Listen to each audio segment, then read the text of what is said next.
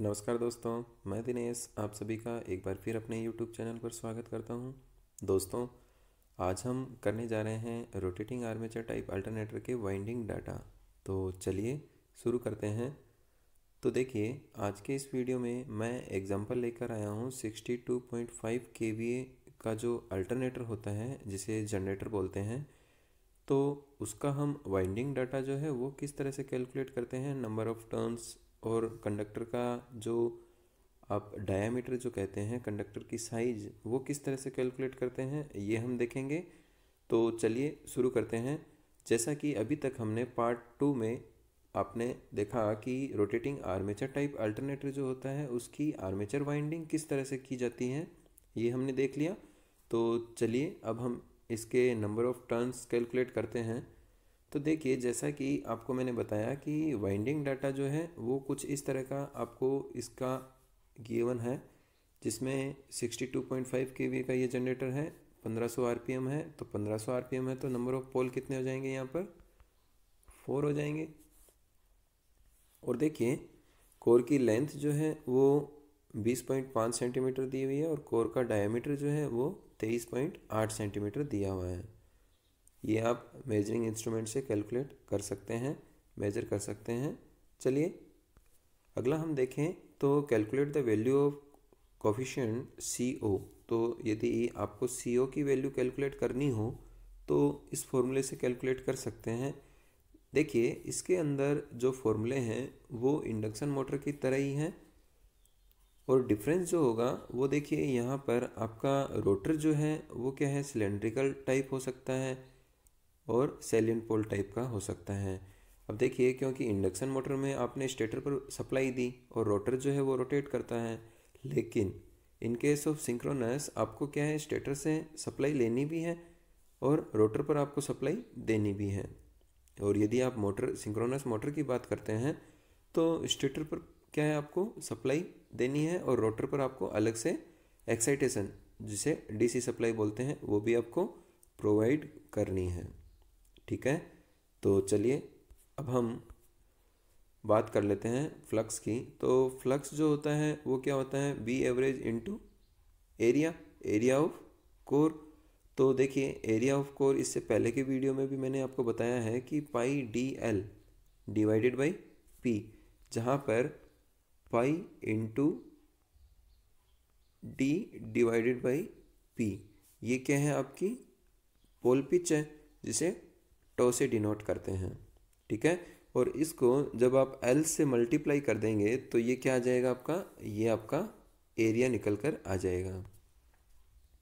ठीक है, तो अब देखिए, जैसा कि आपको डाटा गिवन है तो उसमें क्या है, लेंथ आपको 20.5 सेंटीमीटर दी हुई है और डायमीटर 23.8 सेंटीमीटर दिया हुआ है।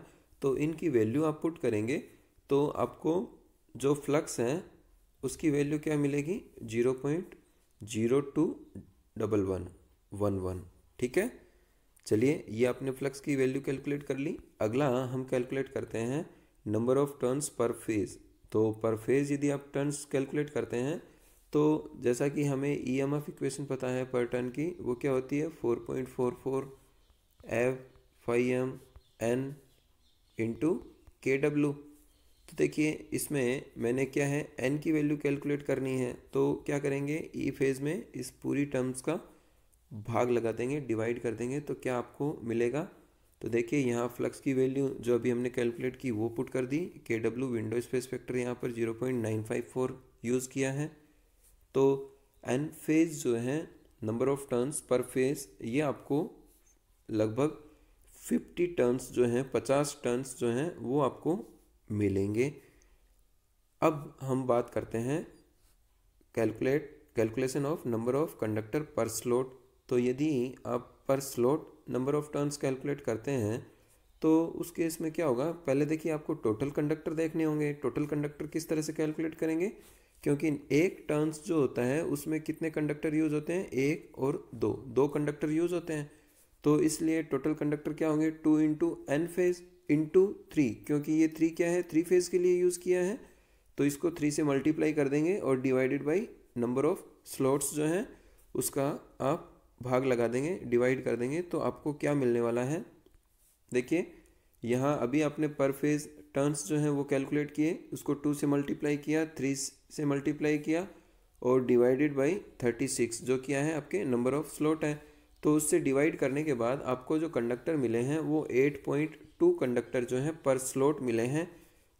तो इसका मतलब क्या हुआ कि एक स्लॉट में आपको कितने कंडक्टर, 1 2 3 4 5 6 7 8 टर्न्स जो हैं वो यूज़ करने हैं। ठीक है, चलिए ये तो बात हो गई नंबर ऑफ टर्न्स की। अब हम बात करते हैं कंडक्टर का जो साइज है वो किस तरह से कैलकुलेट करेंगे। तो देखिए calculation of armature conductor size जो है वो वही फॉर्मूला है जो अभी हमने पहले भी किया था। तो देखिए यहाँ आई फेज, क्योंकि ये क्या है फेज करंट है, डिवाइडेड बाई आपकी ये क्या करंट डेंसिटी है। तो करंट डेंसिटी, आर्मेचर की करंट डेंसिटी हमें कितनी लेनी है, ये 3 to 5 ampere per mm square लेनी है। ठीक है, तो इससे आपको क्या मिलेगा, एरिया ऑफ आर्मेचर कंडक्टर।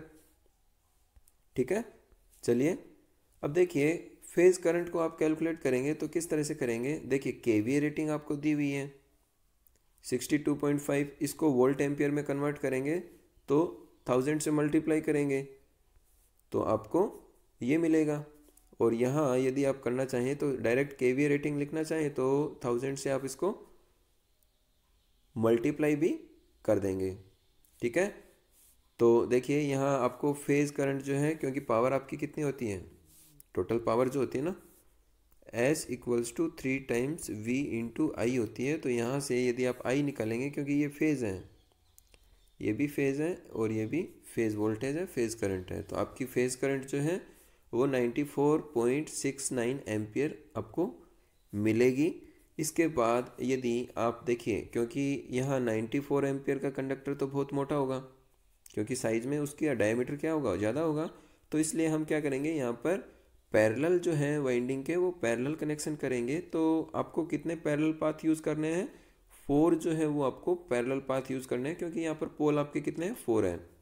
ठीक है, तो मैक्सिमम आप 4 पैरेलल पाथ यूज़ कर सकते हैं। तो यहाँ से आपकी आई फेज जो है आप 4 से डिवाइड करेंगे तो कितना मिलेगा आपको, 23.67 एम्पियर जो है वो आपको मिलेगी। ठीक है, तो ये आपकी फेज करंट हो गई। अब आपने देखा कि आर्मेचर का जो एरिया है कंडक्टर का वो क्या था, I phase divided by current density.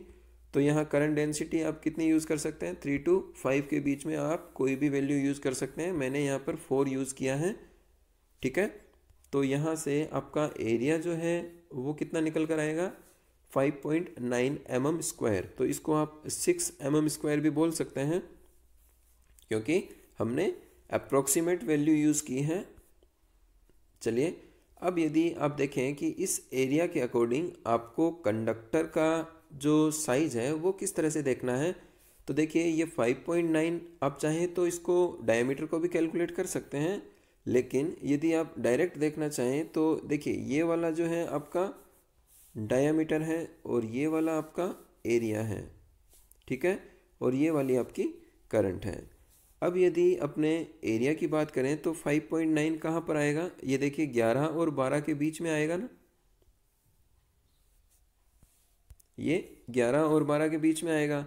तो 11 और 12 के बीच में आएगा, तो यदि अपने इसके 5 कंडक्टर जो हैं यूज़ करें, किसके, किस साइज़ के, ये देखिए ये वाला जो साइज़ है 17 से 18 के बीच में, यदि आप 18 का SWG 18 का कंडक्टर साइज का कंडक्टर आप यूज़ करते हैं और इसके आप 5 कंडक्टर यूज़ करते हैं तो आपको ये वैल्यू कितनी मिलेगी,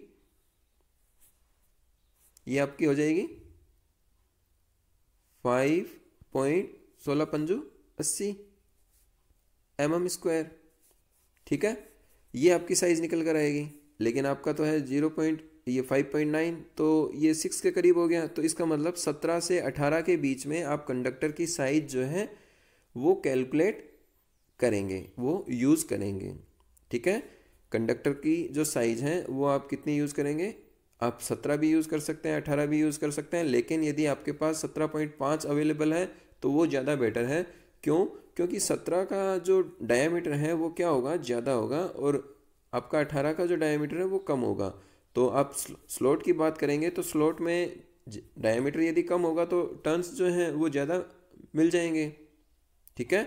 और यदि डायमीटर ज़्यादा होगा तो नंबर ऑफ टर्न्स जो हैं वो आप कम बना पाएंगे, क्योंकि स्लॉट का एरिया जो है वो फिक्स है, उसमें आप चेंजेस नहीं कर सकते। आप कंडक्टर का डायमीटर जो है वो चेंज कर सकते हैं, ठीक है।